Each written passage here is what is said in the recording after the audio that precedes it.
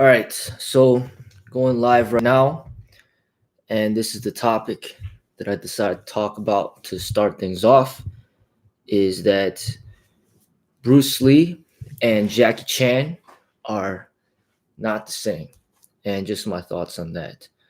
Um, and not trying to pick to say who's better than who, but just sharing my thoughts on both individuals because both of them are very famous and just want to illustrate the differences. So you could be a fan of both, and ideally that'd be the greatest case because you don't want to set one against the other and say that, one is better than the other. But the fact that there's people out there that like Bruce Lee is a great thing. And the fact that there's people out there that like Jackie Chan as well, that's also a great thing. And there's no reason why the fans from both parties can't be friends and get along because Bruce Lee and Jackie Chan are pretty much promoting, positive things in the Chinese culture and the Chinese martial arts and promoting Kung Fu in general. So, but the differences that I see, they're both clearly different to me. Um, you know, I want to be very specific. You could say that they're both Chinese, but I don't think that that's specific enough. That um, I would say that Bruce Lee would be considered more of a Chinese American, and then Jackie Chan would be more considered Chinese. But to even be even more specific, especially with what's going on with Hong Kong and China, if people know, what's going on with that, and if they know the history of Hong Kong and China, then they'll know that it's not the same. Like people in Hong Kong, the rights that they have and the way that they live is different from mainland China. So in mainland China, they would speak more of Mandarin, but in Hong Kong they'd speak more Cantonese, and not just the language, but just their way of life, their lifestyle. In Hong Kong, they're gonna have a lot of the rights that we enjoy here in America. So Hong Kong is very much kind of like more Americanized, and they even have a different flag, and they have different rights, and their culture is different. It's a little bit more westernized. So Bruce Lee, is from Hong Kong, and that's where my parents are from as well. And my parents speak Cantonese, and that's where I'm from. From my roots are from. I was born in Chicago, in America, but that's the difference. So Jackie Chan is more representing more of the mainland China, and Bruce Lee, he's more Hong Kong and American. So Bruce Lee was actually born in America, I believe in San Francisco. So he's actually American, but he went back to Hong Kong and spent a lot of time over there. So he pretty much spent like half his life in Hong Kong and half his life in America. So he's pretty much like a balance of both, of Eastern and Western. Whereas Jackie Chan, on the other hand, he's more of representing China, and it's a different type of energy. Even if you go to Hong Kong and you go to mainland China, you'll see it's not the same. It's different. So even though it's similar, it's still not the same. So it's almost like saying, hey, New York and California, it's the same, but it's not. They're both in America, but they're both different states and different people and different expressions, and there's subtle differences. So that would be something that I would say that is very clear to me. Also, Bruce Lee, I mean, it's well known. He's more serious. He's more of a serious martial artist. His movies is very different than what Jackie Chan would produce. Jackie Chan is not so serious. He integrate a lot of laughter into his movies. So Jackie Chan, I think one of the movies that really made him famous is maybe like Rumble in the Bronx. Movies like Drunken Master. If you watch those movies, you'll see there's a lot of comedy elements in the movies, and a lot of stunts. It's not just combative techniques. But Bruce Lee, on the other hand, when he does his movies, it's more like very serious, just trying to like show like maybe like unequal treatment and things like that, and racism and discrimination. There's a movie that Bruce Lee was in where it was like this guy was going, this Japanese guy was going through the park, and then he's walking his dog, and he's like trying to make Bruce Lee, because he's Chinese, trying to say, hey, if you go to get down on all fours, and I'll take you across the park, and Bruce Lee wasn't having that. He punched the guy right there and beat the guy up right away. So Bruce Lee kind of used that his film in a way to fight, to stand up against racism, to stand up against discrimination, to kind of stand up for what's right. And Bruce Lee was really, hard. He took respect very seriously, and he didn't like to be laughed at.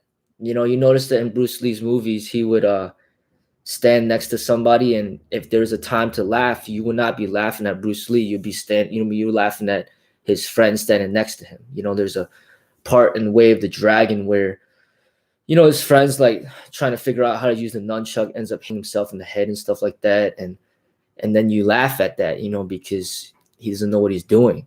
But Bruce Lee, on the other hand, you're not laughing at him. He's not making any mistakes. He's just taking care of business, right? Jackie Chan, on the other hand, he encourages the laughter. He doesn't mind people laughing with him, and sometimes maybe not even mind people laughing at him. And that's the type of energy that he was like expressing in his film.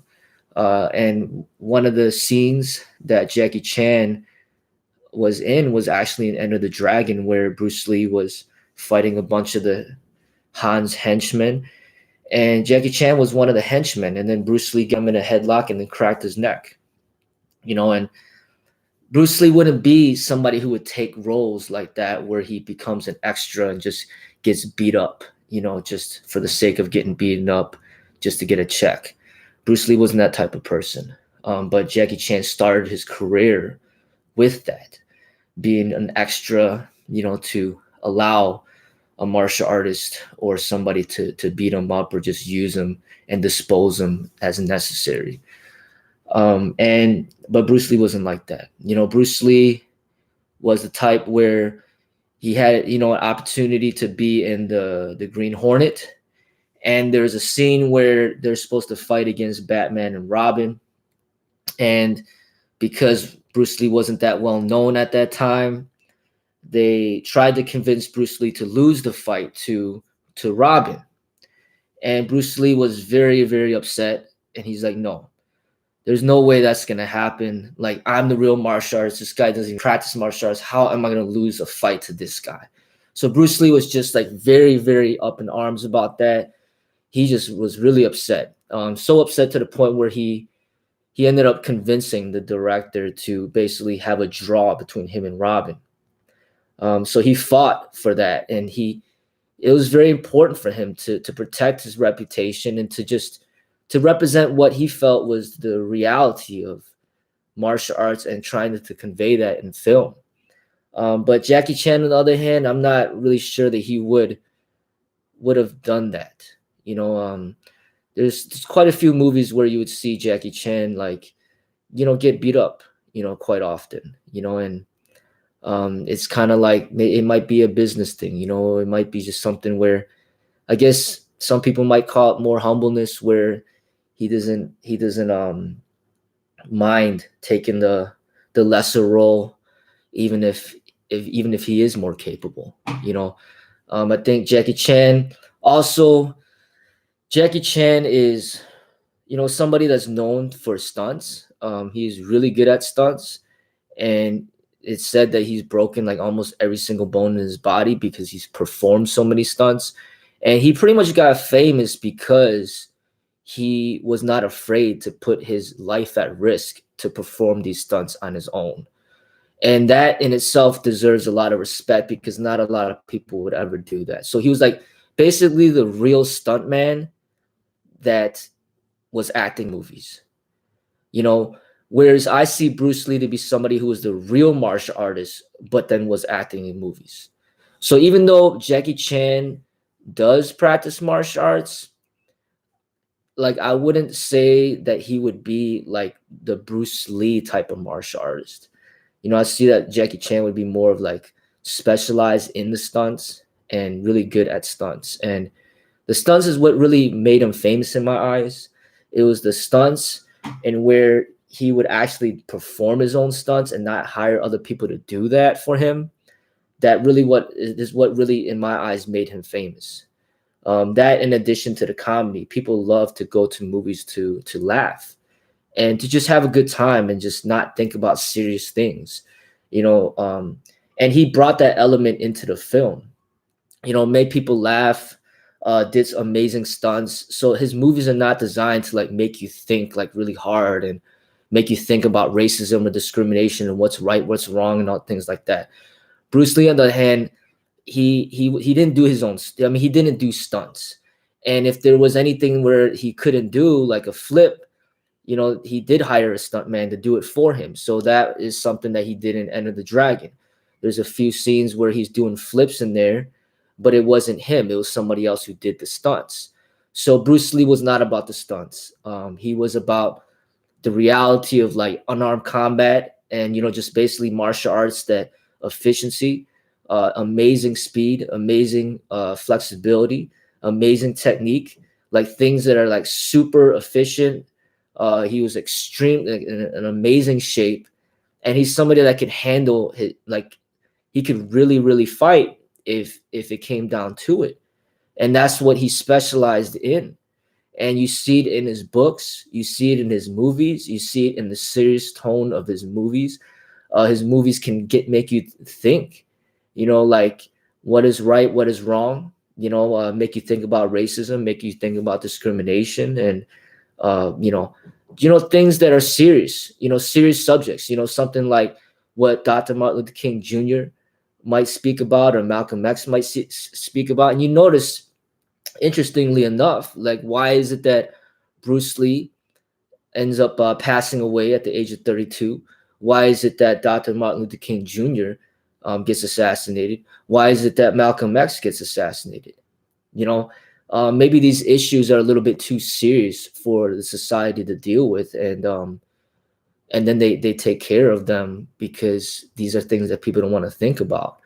But Jackie Chan, on the other hand, you know, he's still living, he's still thriving. You know, he's one of the richest actors to ever live. He's been in like hundreds of movies, and he doesn't dive into these serious topics. You know, he gets people to laugh and have fun and just enjoy the stunts, enjoy the techniques of the martial arts. I mean, look, you know, he's starring in Kung Fu Panda. I mean, one of the most you know, biggest money making CGI productions, you know. And he's you know, Rush Hour 1, 2, and 3. You know, I mean, he's about comedy, you know, and he found a lot of success doing that, you know. And he's great at what he does. And but they, you know, they're different, you know, they're clearly not the same, you know. And it's just it's sad that I don't really have that many people to even compare, because it's just Bruce Lee and Jackie Chan and just a few others that I could even speak about. But you know, if you think about it, it's like saying, you know, it's something. It's like saying like Brad Pitt and Jean-Claude Van Damme are the same. I mean, they're not the same. I mean, they both might be Caucasian, but just because they're Caucasian doesn't make them the same. You know, and then some people might think that, oh, you know, Bruce Lee was great, but now we have Jackie Chan and you guys are good. Like, it's not the same. You know what I mean? Like, they're different. You know, it's like saying Will Smith and Denzel Washington are the same. They are not the same, you know, different energies and different ways they act, and different like philosophies, and, you know, just different self-expression, you know. And I see just so many differences between Bruce Lee and Jackie Chan that that they are completely different to me, you know. And even when it comes down to race, I mean, they're still different. I mean, Bruce Lee wasn't mainland China type, you know, person. He was actually from Hong Kong, and he was born in America. But you can't say that this, you know, that Jackie Chan wasn't that, you know. And so as far as myself, you know, I'm drawn to Bruce Lee because of my background. You know, my parents are from Hong Kong, and it's just so many things as far as personality wise. It just comes more, you know, it's more parallel to Bruce Lee as far as his seriousness. You know, I'm like the same way, and I'm more drawn to like the efficiency of the martial arts and the real aspects of like what would work in combat. I'm not about the stunts. You know, to this day, I still can't even do a backflip. You know, and now everybody always asks me that. Can you do a backflip? Can you do a backflip? And my answer is always no. And what does a backflip have to do with martial arts? You know, I'm not a gymnast. If I was a gymnast and I couldn't do a backflip, then there'd be some problems. You know, but you know, martial arts is, you know, if it's not about doing backflips.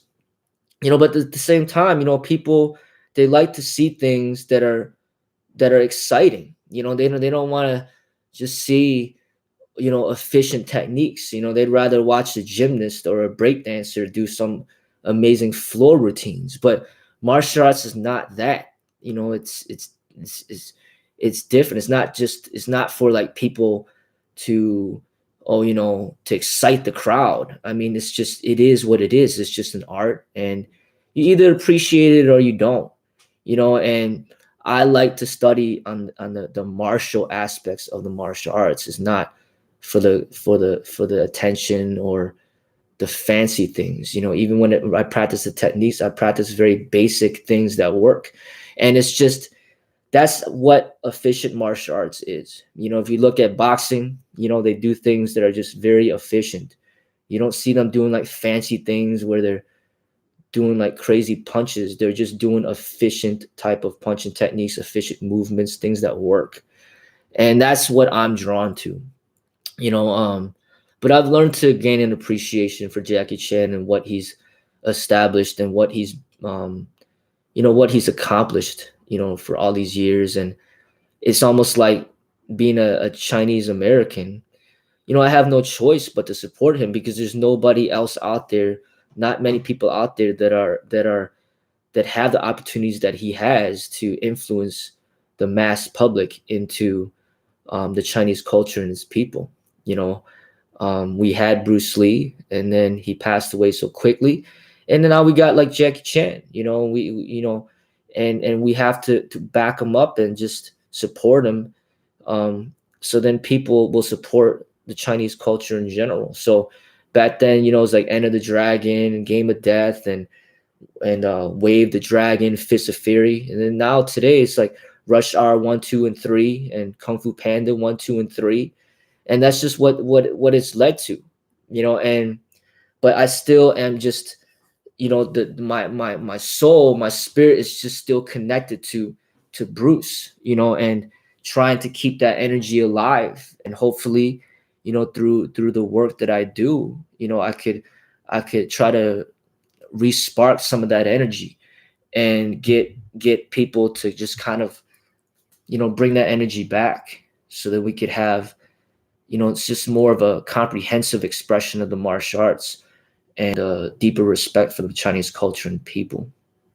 All right, so that's what I'm going to say about that. Now I'm going to check the questions, see if there's any questions that I want to answer, and then we'll just go from there.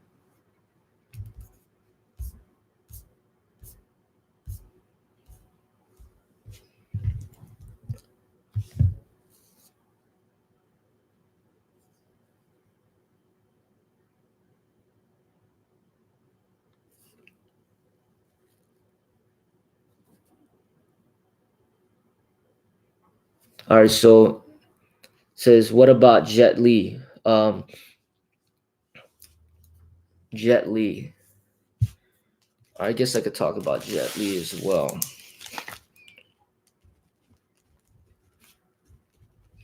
All right, so I mean, Jet Li, I have high respect for Jet Li. If it's between Bruce Lee, Jet Li, and Jackie Chan, I would say number one for me would be Bruce Lee, and then number two for me would be Jet Li, and then number three would be Jackie Chan. And it's not saying that to downplay Jackie Chan in any way. It's just as according to what draws me. But I appreciate all the actors, all the artists for what they've contributed, and it's just interesting because they each contribute something different, and that's very unique. If they were all the same, then it just kind of be weird, you know what I mean? Like same thing, same energy, but they're all different. And Jet Li, I think, is maybe like in between Bruce Lee and Jackie Chan. Like he's not as serious as Bruce Lee in my eyes, but he takes it more serious than Jackie Chan. Jet Li is very highly skilled. Um, but Jet Li, once again, he's Chinese. He's representing like mainland China. I believe he speaks Mandarin. I don't even think he does speak. I'm not sure. Maybe he does speak Cantonese. I'm not completely sure about that. But he is from mainland China, and I think more affiliated with Beijing.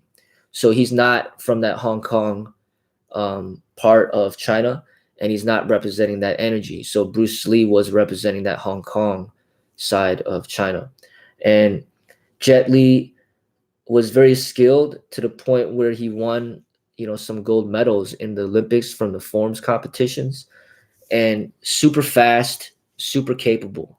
And the movies that he made, I think one of my favorites was the Fist of Legend. It's like a remake of the Fist of Fury. He did an amazing job in that movie. Very like raw, like martial art techniques, like not so much of the computer technology and things like that, but just raw techniques. Very similar to what Bruce Lee was doing, and he also was really good in several movies. I think I liked Kiss of the Dragon at the time when it came out. I really liked the rawness of those movies. And then I mean, I do appreciate the Once Upon a Time in China movies, like 1, 2, and 3, because it really goes into the culture of the Chinese martial arts and the history. And that's something about Jet Li that Bruce Lee didn't express. Or it wasn't how Bruce Lee was. Jet Li is very, very comfortable expressing like the traditional side of the Chinese martial arts, whereas Bruce Lee is not that type of person. Bruce Lee is very much westernized as far as like East and West, Chinese American, but Jet Li is more like 100% Chinese. He like nothing American. Whereas to the point where during his time when he was famous, early on in his career, one of the presidents, I forgot exactly which one. It might have been like, I forgot if it was Nixon or somebody, was like saying, "Hey, you're so good at martial arts. You should be a part of my Secret Service or something like that." And Jet Li's like, "No, I'm representing China." I mean, he's like hardcore Chinese, and very proud of it. And he's a different expression, definitely than Bruce. But his skill, his talent was there. But he did a lot of the traditional things, so his movements are more traditional, I would see. And as far as his sparring ability, once again, I would rank him like the second after Bruce. I feel that Bruce's sparring ability would be like top of the line, like near perfection. But I wouldn't put Jet Li at that category. His speed is there and all that, but his technique is not as refined as Bruce's as far as like what is most efficient for combat, because he mixes in a lot of traditional movements into his expression that really is not designed for like efficient combat, but just more like maybe artistic expression in the martial arts. But I would say that his sparring ability, in my opinion, would outshine Jackie Chan's sparring ability. That's just my opinion. But his movies are great. But his movies, you notice, are more serious. He doesn't do that many movies where there's that much laughing involved. That's the type of energy that he emits, is more of a serious energy. Um, and he became known in the West because he got involved in the Lethal Weapon series, Lethal Weapon 4, whatever it was, where it was like Danny Glover and Mel Gibson, and then they both fight him at the end, and I think they both ended up beating him or something like that. It's just a unfortunate way for him to get introduced into Hollywood, where he has to lose, a fight scene to people who aren't even martial artists. But he did what he had to do to get in, his foot in through the door, and it worked. He got his foot in, and then all of a sudden, you start seeing him in more movies in Hollywood. But so obviously he didn't stand up for what he felt was right for the integrity of the martial arts like Bruce did. But he, it's the nature of business, and that's the decision that he made. And for him, is probably a very profitable decision, because it led to a lot of opportunities in the future after that. And so I like Jet Li, but once again, he doesn't have the influence on me the way that Bruce Lee did or does. To this day, I still haven't owned a Jet Li poster. I never posted a Jet Li poster, never posted a Jackie Chan poster, but I got Bruce Lee posters all over my school. Bruce Lee books I've been reading. I read like almost all the Bruce Lee books that I could find. I never even read one Jet Li book, never even read one Jackie Chan book. There's just something about Bruce that just draws me to his expression, that makes me connected and wanting to kind of continue to work towards building upon that energy. And it's not taking anything away from Jackie Chan and Jet Li, but it's just where I'm at. And it's just kind of that, maybe that undeniable loyalty, or just that connection that just, it can't be broken or steered away to somebody else. Maybe people that are in the sports, maybe they can see what I'm talking about, because if you're comparing like Michael Jordan to Kobe Bryant to LeBron James, they're all great basketball players. But if it came down to it and you had to rank who's better than who, then in my eyes, my number one would be Michael Jordan. My number two might be Kobe Bryant. My number three might be LeBron James. And then there's going to be a lot of argument amongst all the fans of those three athletes to say who's better than who. But it all boils down to like who you're connected to, and who are the ones that really get your attention, and you're truly connected to them. And that's how I feel about Bruce. There's no boxer, there's no fighter, there's no actor that really influenced me the way that Bruce has influenced me, no matter if they're Chinese or not. No matter if it's Van Damme or Steven Seagal or Chuck Norris or Scott Atkins or Michael J. White or Dwayne Johnson or Sylvester Stallone and Arnold Schwarzenegger. It doesn't matter what race it is, doesn't matter who it is. Nobody has gotten me to be as connected to Bruce. Nobody has matched that as far as like a driving force of energy that comes from me, that wants to just kind of, in my best way, try to recreate, that energy that he was doing back then. And I feel that maybe there's a strong reason for that that's beyond my control. I think maybe part of it is God that is just guiding me towards like, this is what I'm supposed to do, and it's not so much of being Bruce, but just being who I am under the guidance and the teachings of what I've learned from him, and to try to continue to promote his teachings, and not just his teachings, but the teachings of the East.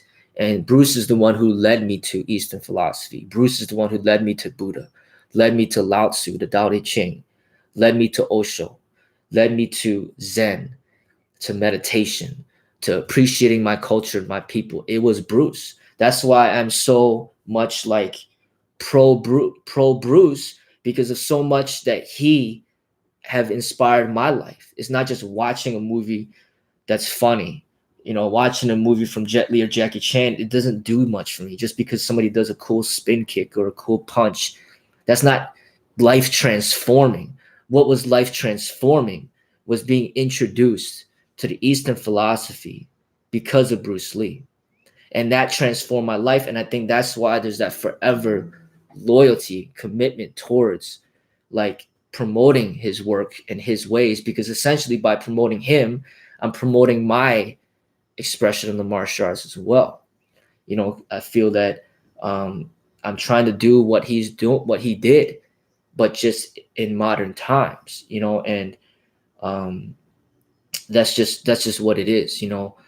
I'm not planning to go to the Hollywood route. I'm just going through the YouTube route, try to reach out to the people out there and just kind of like just share that energy, share that appreciation, connect with the people that connect with his teachings, and just keep moving from there. So that's what I got to say about Jet Li.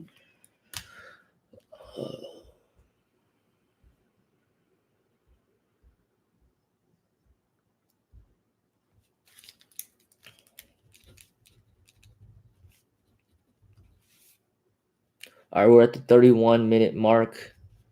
Talking about Wing Chun. So somebody asked, can you do Wing Chun? Like in my eyes,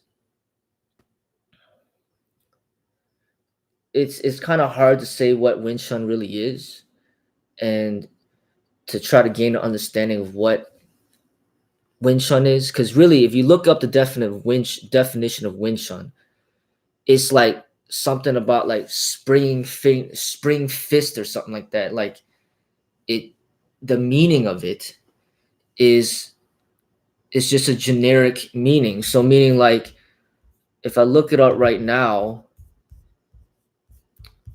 I'm not even gonna bother doing that. But it just means something that is just I'll look it up.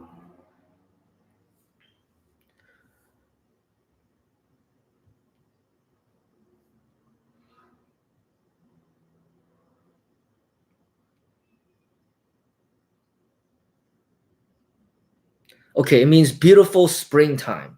I mean, that's what Wing Chun actually means. So Wing Chun means beautiful springtime. So it's like asking me, do you do beautiful springtime? I mean, no. You know, I do like my expression of Kung Fu, you know, which I call Freddie's modern Kung Fu. That's my expression. Now, beautiful springtime Kung Fu, like, do you do Wing Chun Kung Fu? Like, no. Like, I do my own Kung Fu, you know, so like that's how I view it. And in a way, you know, that system has been created like hundreds of years ago. I mean, I don't want to go exactly how long ago, but it's like over 400 years ago that it's been created. And it's been created by a woman that pretty much, from my understanding, was like a like a nun for, you know, like she was like a Buddhist, you know, and she created this system that was designed for efficiency for her, you know. So it's like she learned from like the Shaolin, and then she broke it down to something very simple and basic that she could learn really quickly and apply for her situation, you know. So that's why the techniques are just very like just it's just like in your face, you know, just chain punching techniques that are like very efficient for that short amount of space, but at the same time not comprehensive enough to be able to be well-rounded enough and enough for the people that are very serious about the combat, as far as like being able to reach their full potential in a fully expressive in a full expression of the martial arts. So basically there's a lot of things within that system that are missing that needs to be completed in order to reach your complete potential as a martial artist, you know. So as I stated in the other videos, Every system has their benefits. It starts you at a certain foundation, but every system has its flaws because it's limited by that system. So Bruce Lee's Jeet Kune Do, for example, had no limits because, for one, it wasn't a system, and for two, it was just basically a deep understanding of the totality of the martial arts and what is necessary to pretty much realize ultimate truth. So Bruce Lee saw the limitations of the Wing Chun system, and not just the Wing Chun system, but just every single system out there. And then he improved upon, he found all the weaknesses, and then he fixed the weaknesses, and then basically created something that was complete. And that's essentially what we have to do as martial artists, is if we are to keep learning and progressing and excelling, we have to see and find the weaknesses within every single system that we study, and then we need to fix the weaknesses and then improve upon what is missing, and then express the truth.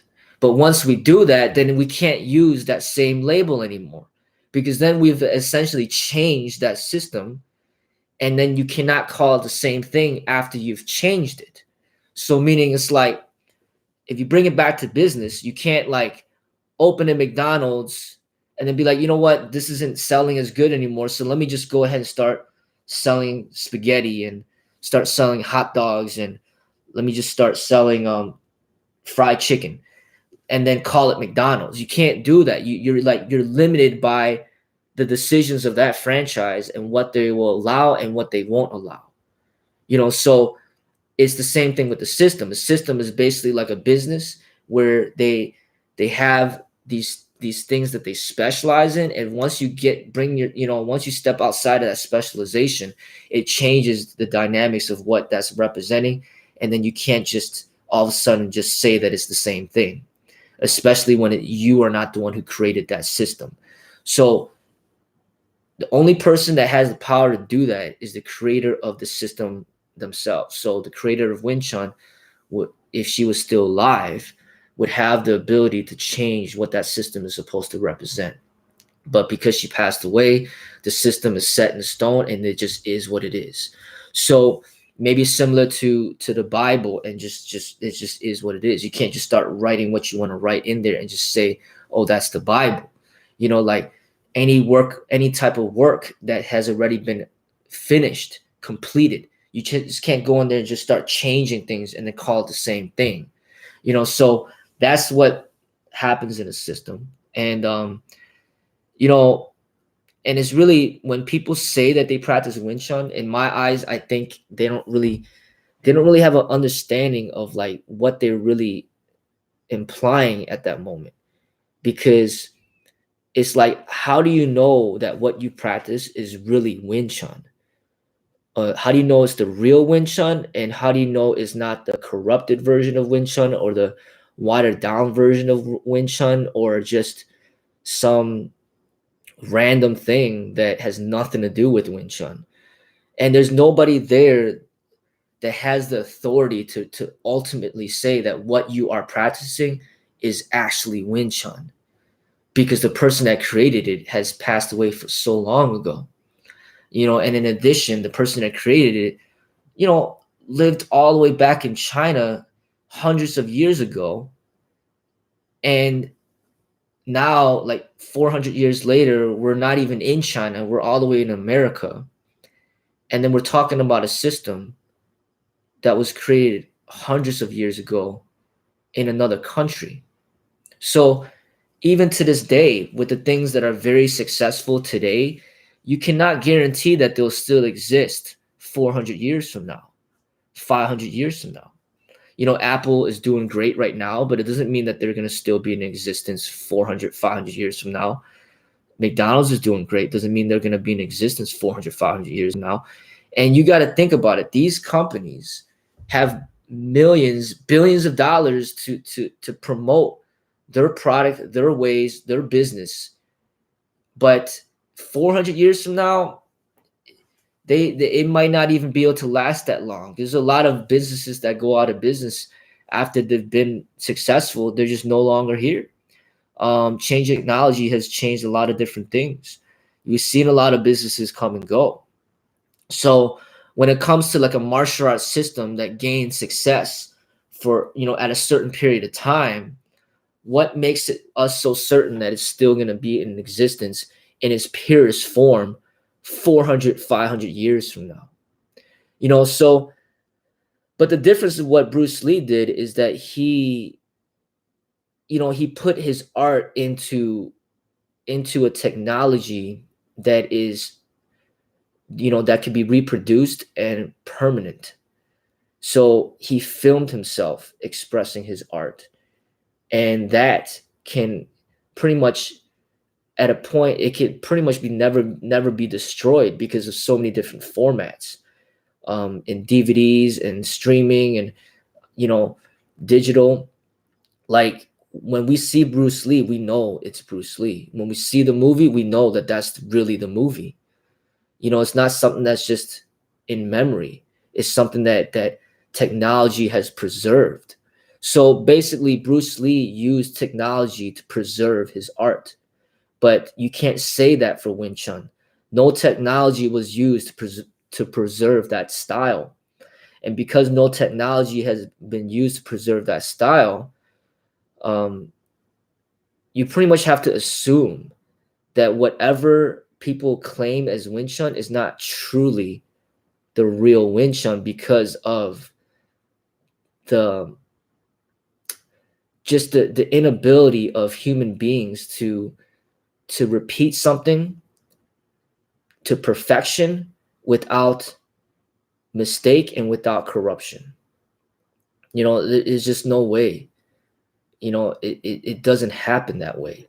And I that's why I feel that, yes, the people that try to preserve it, I respect that, because that label, that tradition, it's very powerful and it brings people together. When you can practice Wing Chun and then you could connect with people from all over the world, from China, from America to Australia to Germany.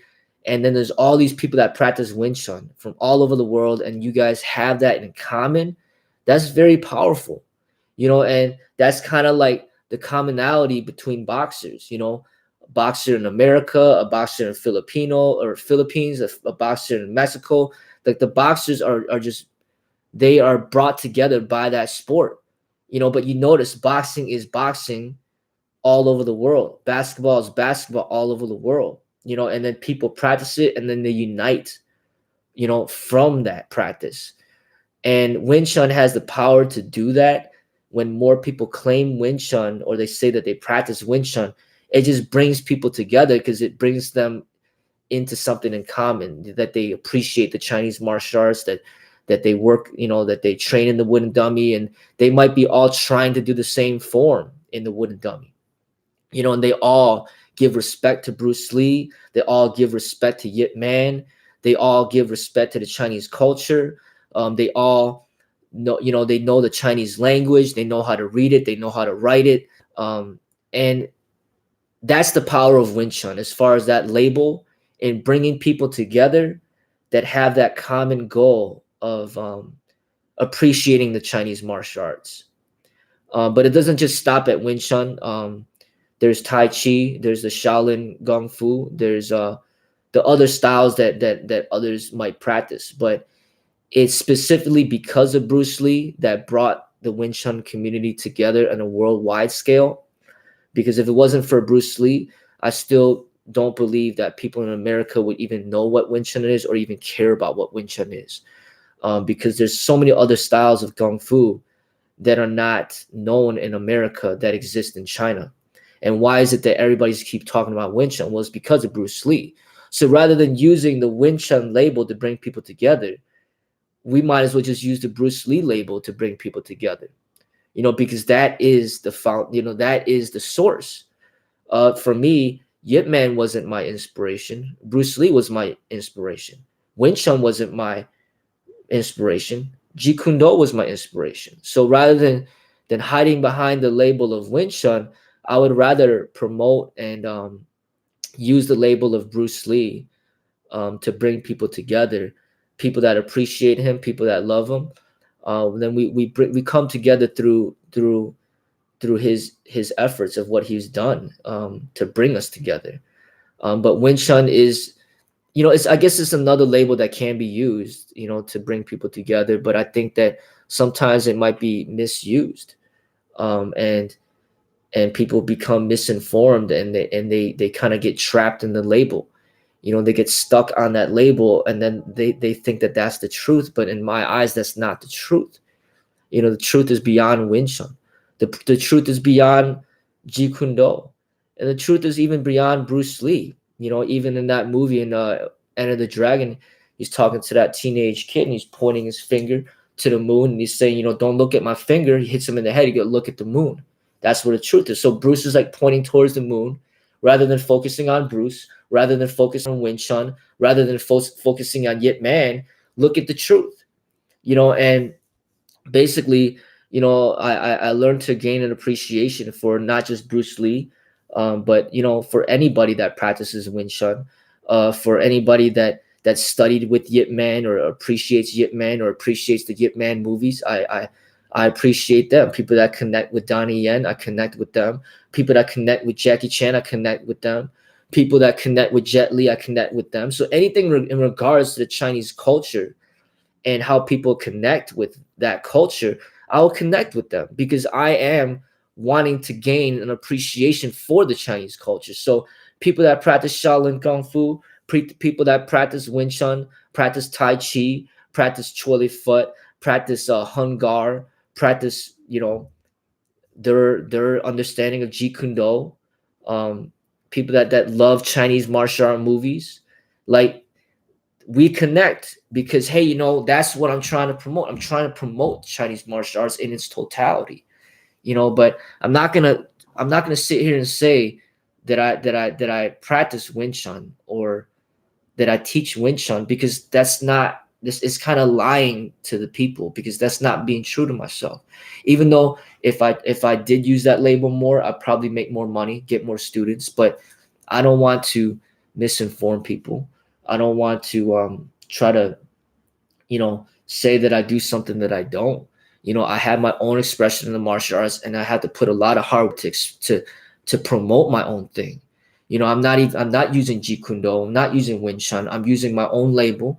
I'm promoting my own way, and I'm trying to gain a following. I'm trying to gain a reputation. I'm trying to encourage people to learn about my way, and it's not easy, but it's very fulfilling, because you're promoting your own method. You're not trying to promote something else that somebody else created and then make it seem as if you created, just like my own name. My name is Freddie Lee. My name's not Wing Chun. My name's not, Yip Man. My name's not Bruce Lee. My name is Freddie Lee, and I am my own person, and I have my own way in the martial arts, and that's what I teach. Now, if you want to learn Wing Chun, well, the person that created it, passed away like hundreds of years ago. So good luck. Good luck trying to learn that, because the creator passed away so long ago. Whatever that you think is Wing Chun, in my eyes, not necessarily so. It's not really the Wing Chun that you think is Wing Chun. So I think people just, when it comes to marketing labels and using certain labels, people will take advantage of the label and use that, to bring fame and glory to themselves, when they haven't really put in the hard work themselves to create a new label. They like to hide behind old labels that have already established a reputation, so then they don't need to put forth their own energy to market their own label. And that happens not just in the martial arts community, but in a lot of things out there, as far as maybe yoga is concerned, or just anything out there as far as copyright is concerned. And there's a lot of artists that might take from each other, and they might take a certain beat or take a certain song and then use that song, make money off the song, and not even give credit to the real creator of that song. And that happens a lot in the martial arts. And I like to just kind of keep it like truth as much as I can, so that's my thoughts on the whole Wing Chun thing.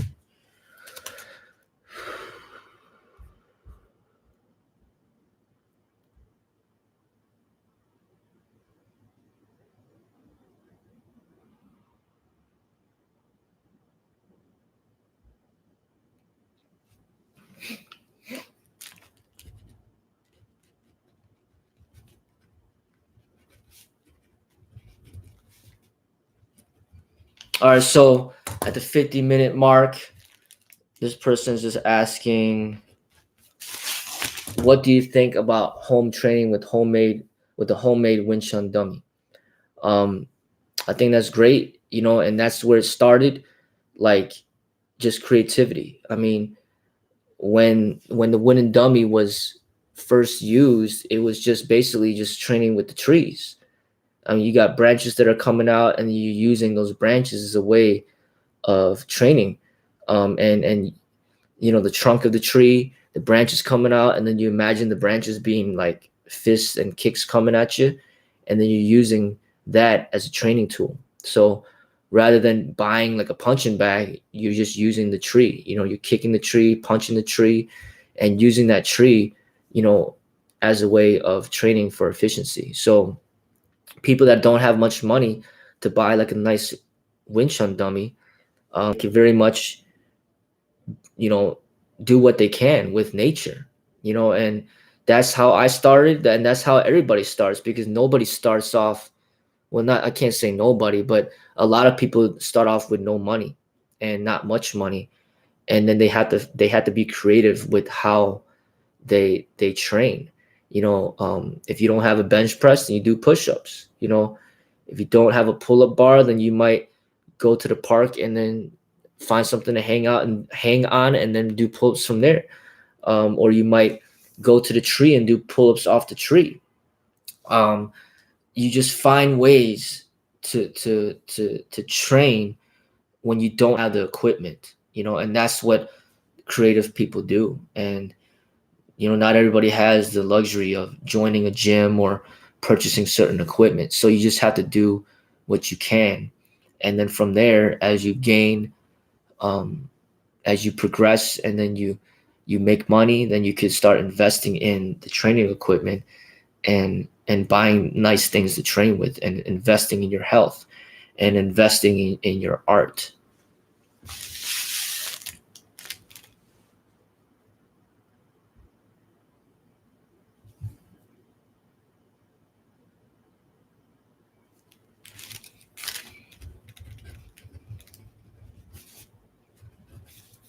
All right, so next question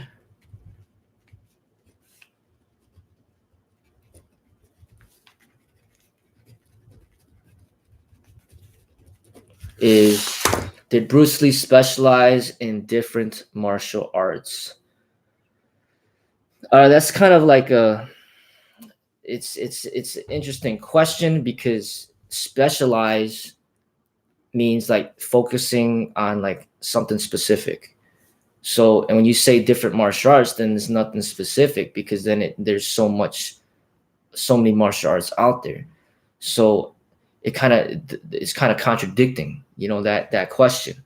So, but what I'm saying is, what I feel is that Bruce was specializing in his own artistic expression of the martial arts, and just being true to himself as an artist. Hey. Good. Hey.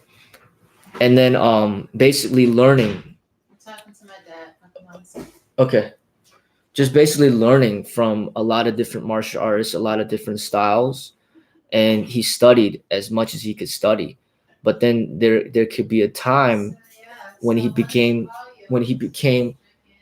to the understanding that it's not just about studying from other people, but really finding out from within the truth, because the truth is within you. So there comes a point when you start creating, and no longer just studying from the outside, but you start creating from within, and expressing the truth that you've discovered. So it's the same thing that happened with Buddha during his time. When Buddha was trying to seek for enlightenment, he used to study from a lot of different masters, and he was trying to seek for enlightenment during that time. But then, like, during that time, he still didn't get enlightened. He went through many years studying other masters, and then when he finally gave that up, and then he just went under the Bodhi tree, exhausted, then he finally became enlightened, because he pretty much came to the point where he realized that the truth was within himself, and it wasn't about seeking from the outside, but it was about discovering it from within. So I feel that that's how the martial arts is as well.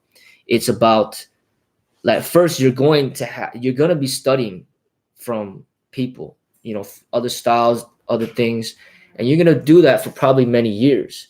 But there'll come eventually a time when you start to see the truth through your own practice, through your own discoveries, through your own experimentations. You'll come about the truth within yourself, and then that's what you'll be expressing. And then that will be the time when you will really kind of see the truth yourself, where you're not just focused on, the finger pointing towards the moon, but you'll actually see the moon and see the truth for what it is. So that's what I have to say about that one.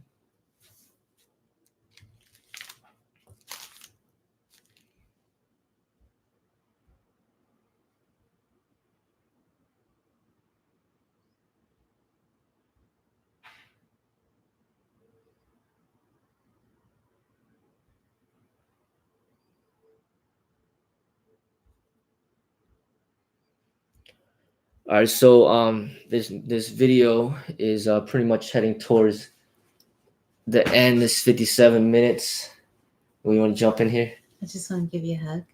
All right. I can wait until All right, so I'm gonna end the video there. Hopefully, this video helped out some people, and shared some ideas. And I just went through the list, but the list got really long, and I remember, like, about an hour in right now. So I just want to thank everybody for all the support, and I'll get back on here for another live stream as soon as I can.